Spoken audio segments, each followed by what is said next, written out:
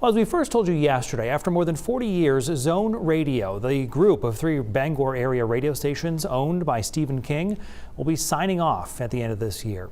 Today, News Center Maine's Drew Peters spoke with those who once worked at those stations to learn more about the impact these closures will have on that region. Oh yeah, that's where we broadcast from, up there under that little tent. While working as an afternoon sports host at WZON Radio, Jeff Solari says he didn't just become engulfed in Bangor area athletics, but the Bangor area community as a whole.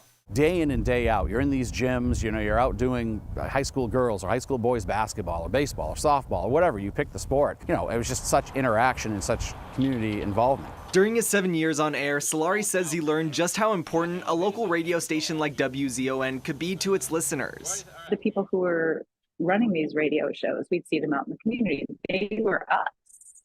That was us on the radio there.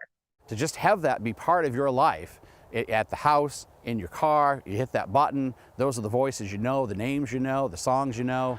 With the announcement of WZON and Zone Radio's 2 other stations, WKIT and WZLO, owned by Stephen King, signing off by the end of the year, Solari and other former employees say they feel the community is losing something big. It's going to leave a big hole. I mean, we were very lucky to have them this long. In a statement from Zone Radio, officials say King cites his age and millions of dollars in losses over the 4 decades he's owned the stations as the main reasons for the decision to close.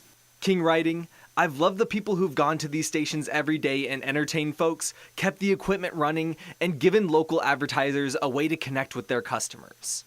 During his time working alongside Solari at WZON, Toby Nelson says King gave them the freedom to be creative. You could be living in Stockton Springs and you call into Bangor and you can talk about the Red Sox, or you get your latest song that you want to hear on the radio. Despite his fondness for the station, though, Nelson says the closures are unfortunately a sign of the times. Now it's literally on your phone, just like that. So radio lost that sense of immediacy. In Bangor, Drew Peters, News Center, Maine. According to Zone Radio, King purchased that flagship station, WZON, back in 1983 when he was 36, and the name is a nod to his best-selling novel, The Dead Zone.